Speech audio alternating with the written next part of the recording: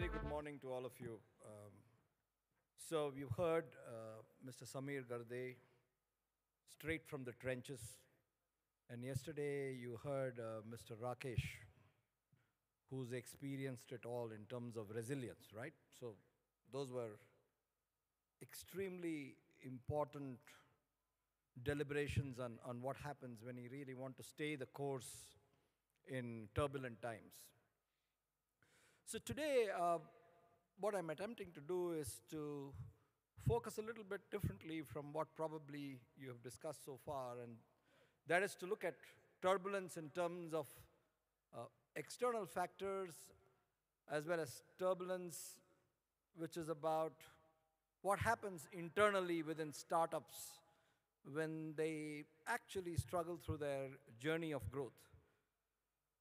The question that we need to ask, and I think this is a question that probably many of us in the startup phase ask, is, in a very fundamental sense, is our company, our entity, a vehicle for our products or services, or our products or services a vehicle for our company? In a fundamental sense, what is extremely fundamental and critical? That's the first question. Second, if I am the startup founder, promoter, or if we are a bunch of guys together,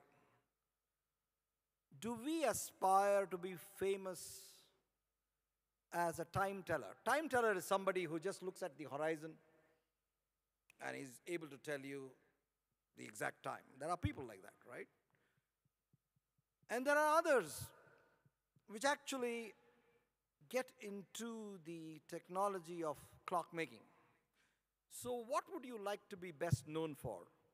Famous as somebody who can tell accurate time looking up at the horizon? Or somebody who would make accurate clocks which can just be turned out as you go along? These are two questions I think are very important for us to understand who we are, what are we trying to accomplish or achieve through an entity called a startup. We've all heard about MTR. Some of you probably have understood how they have grown in Bangalore, in Karnataka.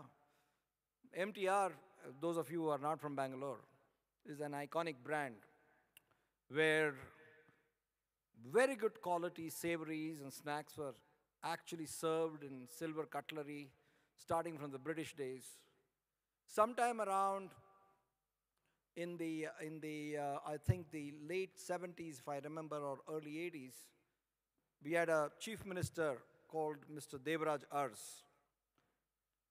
And he put out a proclamation, a government circular saying that if there are darshanis, the stand-up, snack bars, which we have in Bangalore, if they are selling idlis or dosas or vadas, then he regulated the pricing per plate.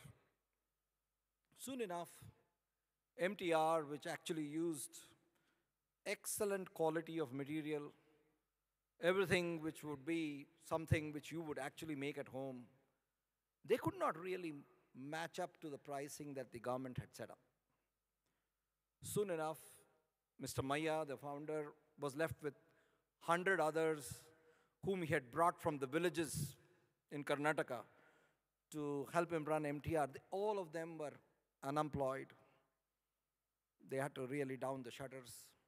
And all he said to them is, why don't we take the flour, which is ground for making idlis, vadas, dosas, put them into newspaper sachets, create various categories of, half a kilo, quarter kilo, a kilo.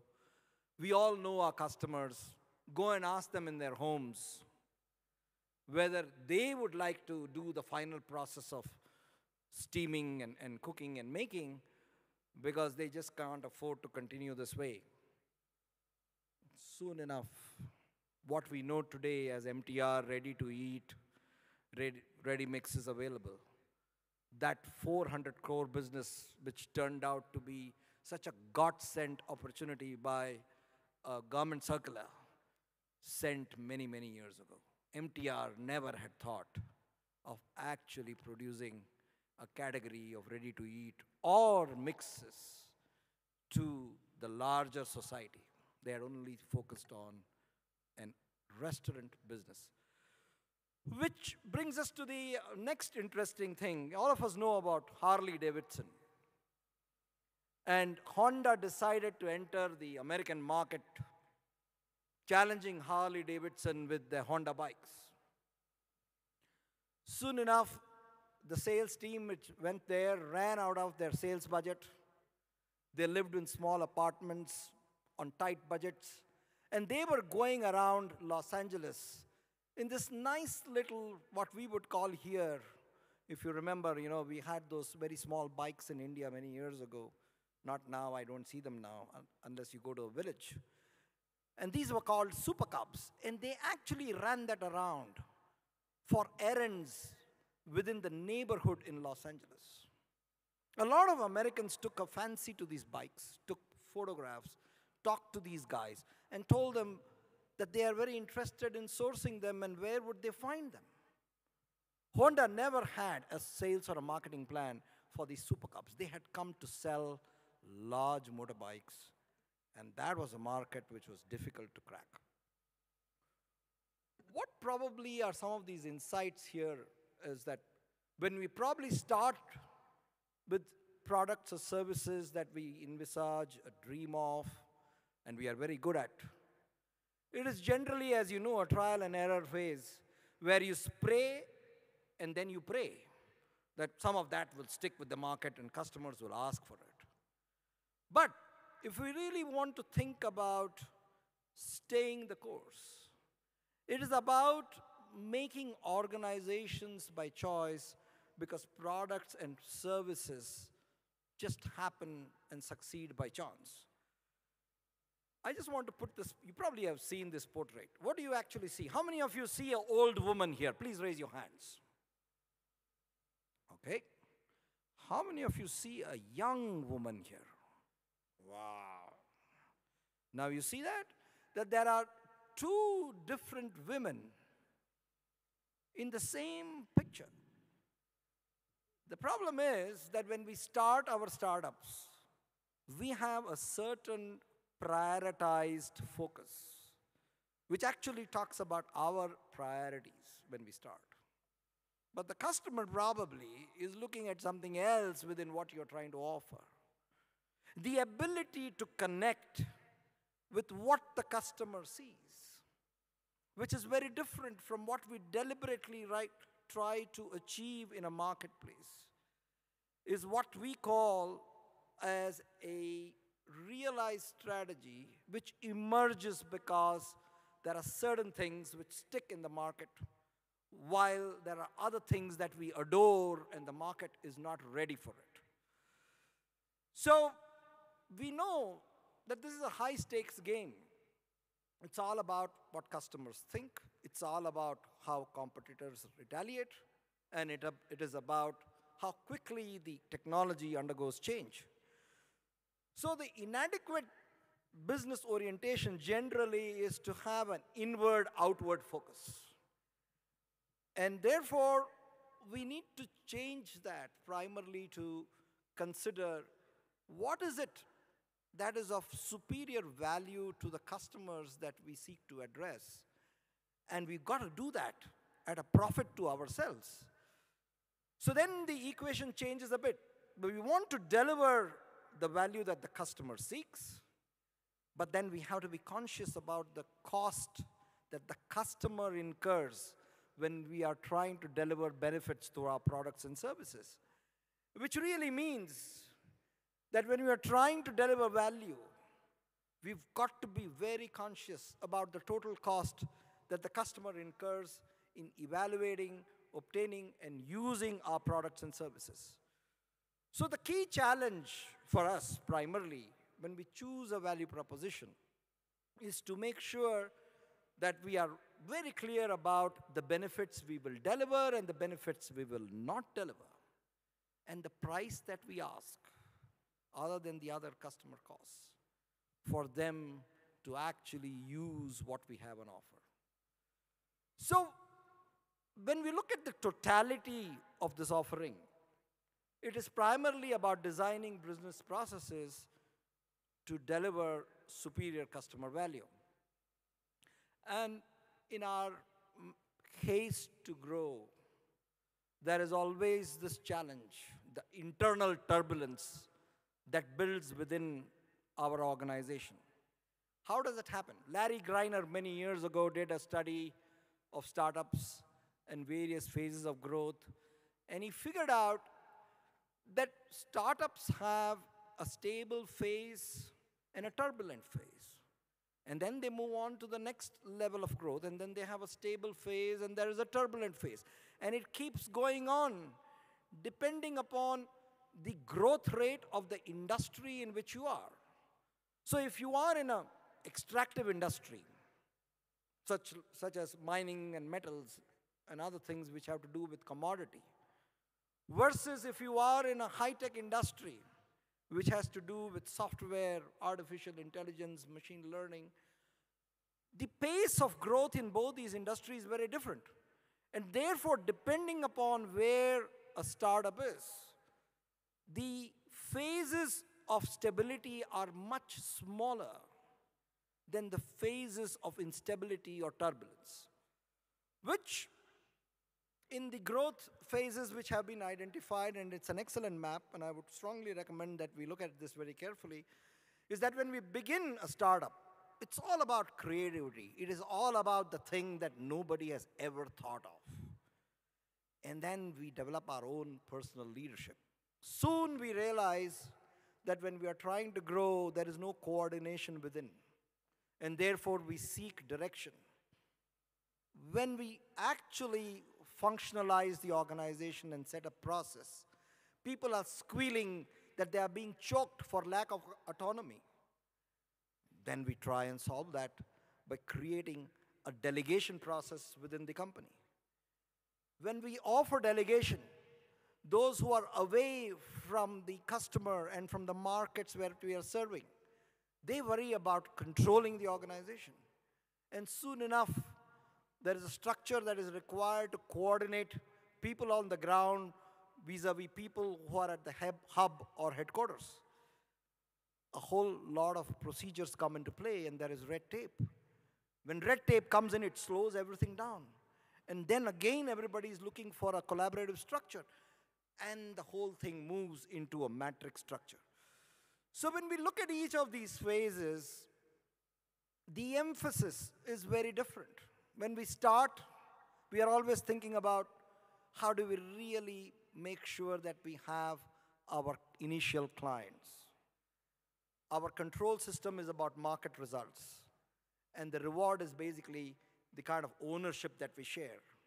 But when we go ahead and we expand, we are worried about the efficiency of the organization because we are not able to deliver. And when we are not able to deliver, we are then thinking about systems which will create a meritocracy and a salary structure which will get others to deliver. Then when we expand and we go into other geographies, we've got to decentralize, and we start focusing on delegation, and we look at profit centers and reports, and then we focus on individual bonuses. But as we go along and we find that the organization turns out into something which has lateral pieces to the offering that we make to the market, then we want to consolidate and pull back the entire organization, and the top management just gets into an audit or a watchdog role.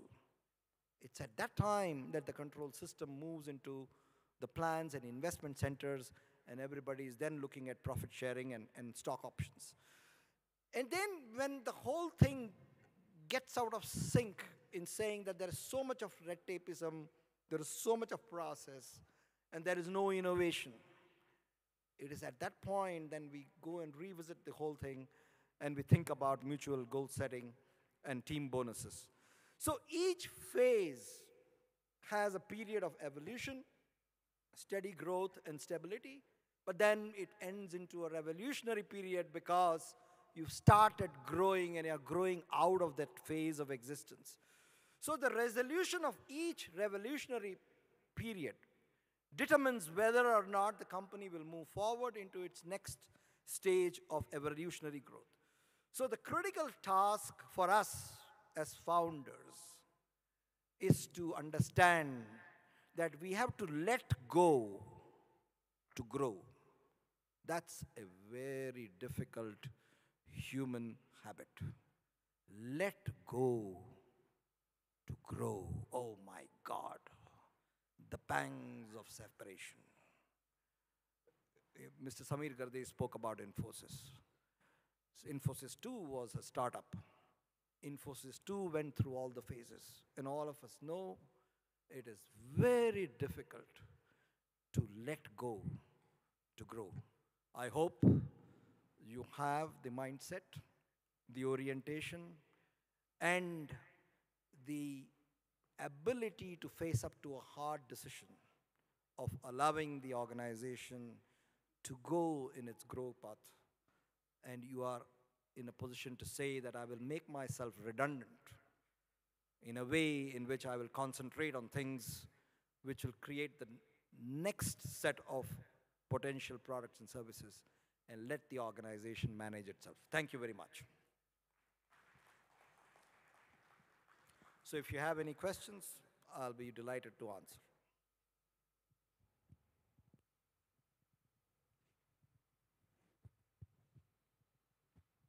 So in one of the, firstly, sir, I'd like to appreciate, I really liked the whole talk. It was very tight and the ideas were flowing. So, but one thing that really caught me was when you were speaking about the Honda and Harley Davidson example, and in that slide it was mentioned that organizations are made by choice because products and services, they just happen. So, sir, I mean, I was of the belief that an organization comes into place because you have a product or service offering. And now coming across this different perspective to it that, actually products and services just somehow happen, organizations are made by choice. So could you deliberate a little bit more on, success by chance. So could you deliberate a little bit more on that, what it means that organizations are made by choice? Does that mean that you're taking away some focus from the product or service, or how are the two related? Perfect. So that's an excellent question, and thanks for asking that, because I was always worried about putting that last line into the slide because it would lead to misunderstanding. And thanks for asking that, because I anticipated that that's exactly how it will be heard. So what this really means is that, I don't know if any of you, or I think many of you are probably in a startup stage. You go after a certain set of attributes in your offering, whether it is a product or a service offering. You think it's of great value because probably it is intellectually superior, it is mentally challenging, and it is not offered ever in the market. So generally organizations, if you look at the history of new ideas, concepts being delivered in the marketplace, actually come from the area of intellectual curiosity, a passion for answering unsolvable problems, and then coming up with solutions. So when you go and deliver, so that's the reason why I brought the MTR example, is exactly because I thought that the Harley Davidson example will not stick. So I quickly brought in the MTR example. The reason I did that was, if you even look at MTR, which is a big brand, right, in quality savories and snacks, that was their intention, correct? That is the product or the service that they intended. When MTR sold to a Swedish company, the MTR brand remains, but it's no more owned by the Mayas, as you all know. Bangaloreans know that.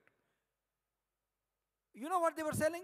They were selling the ready-to-eat and the mixes, which were 10x of the original business idea that they had of an MTR restaurant.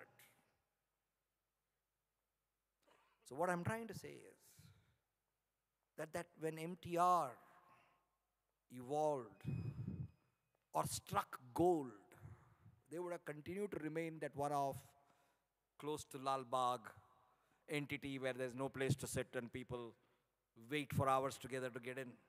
And they would have only made that much money. And only so many people would have eaten.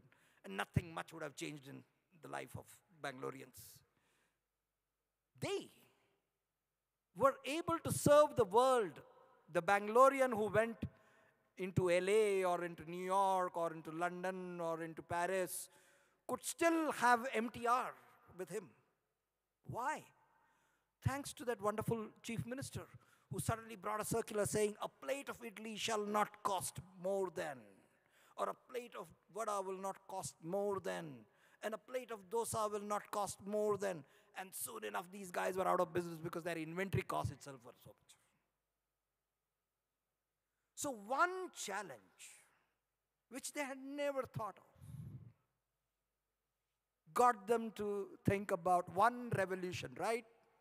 One turbulence, which almost destroyed them, almost. They said, how can I? You know, Mr. Maya talked to me many years ago about this. He said, sir, I was feeling so bad for these poor villagers who had come from their villages to work with me. And I knew that their families back in villages depended upon the money orders that they sent back home. That is why I said, pull out all those gunny bags of everything which is readily mixed for a dosa or a idli batter or a vada or a whatever. And then he said, just put them into newspaper sachets. We know our customers, we know where they live. Just go and tell them that we can't make it, but do you want to? And lo and behold, that demand, which they had never even conceived, became a reality. Same thing happened with Honda. They were not selling Super Cubs. Super Cubs were meant for their wonderful sales guys to use and go around within the community to do errands. Can you see that stand behind? And Americans got more interested in the Super Cub than the large Honda bike that they brought to position against Harley Davidson. So what I'm trying to say is that when startups and companies conceive of value, that conception is from their prioritization. The market always says, wow, this is what I want from all that you have on offer. And you really don't know what they want till you get at them. That's what I mean. So what I mean by product and services success by chance is like you just do it by chance. But you generally spray, and then you pray. And then God answers you as a Super Cub, not as the large bike which went to contest a Harley Davidson. You got this?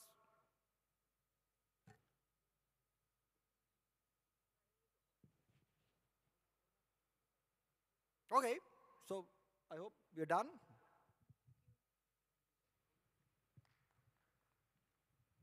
Hello, sir. I'm Fazal. I'm from Honor Agriculture. I can't hear you. I'm Fazal, sir. I'm from Honor Agriculture. Whenever we have an idea and we want to do something, what we hear from our mentors or approaching mentors is like, there are already many people in this business. Why is that this things works? Then I imagine why when there is a CBR, then there is a Hayabusa. When there's a Flipkart, there is an Amazon, right? So how do we get our word into the mentors and get their guidance properly? That is my question. Can you say whatever you asked me in 2 sentences? I was not able to hear you. Okay. So whenever we have a different idea, Yes. whenever we try to approach a mentor to seek mentorship, they say ki it's already in the business. It's all already? In the business. Okay. Many people are doing it. Okay. But it will be from a different perspective which actually is in need of R. But these ideas are not encouraged. What is That this? is the idea? The ideas are not encouraged. The ideas are not Encouraged. Encouraged. encouraged. Yeah. Okay. So how do we find the right platform, sir? What did you say your name is? Puzzle. Fazal, Yeah. do you ever cook food? Sometimes, sir. Sometimes. Who eats it? Whole family. Ah. How do you know what you have cooked is worthy of eating? Or you really made it well? It's by their feedback or their reactions. When they tell you, do you have something more? And you say, sorry, it's over. Oh, got it. I don't know whether you guys have met Pierre. Sit down here. You have met Pierre Omidyar. Have you met him? The founder of eBay. He runs a social venture organization in Mumbai. Pierre, in the 90s, wrote an algorithm on the net to get Pez dispensers for his girlfriend. And then he put that up in a server in Menlo Park when I was at Stanford many years ago in the 90s. And then the guy who actually ran the server asked Pierre to get his website out of the server. Why? Why do you think? Sorry? We just asked him, why don't you leave? What would have happened? He was renting the server. What would have happened? Just think about it. I don't know if there are technologists here. I hope they are. Well, the traffic to his server was botching up everything else which was on it. There was so much of traffic. And then he realized that the algorithm he wrote for his girlfriend actually was a business model. That people would like to put their dispensers up and somebody had to put a value to it and they would sell it. And then eBay came into existence. So the point here is that when you say all this, it's all about, is somebody willing to pay for what you do? And when you stop doing what you do, they come back and ask you, why have you stopped? And if they do, you're doing the right thing. But then, if they don't even recognize that you are around, perish the thought and run and close the business. They would not want you. Or probably you don't have something of value that they think is relevant to their existence. Yes? One moment, sir. I'm sorry to have to excuse myself into it. Ladies and gentlemen, we'll have to refrain from taking any more questions due to time constraints. But please do put your hands together and let's give it up for Professor Raghunath.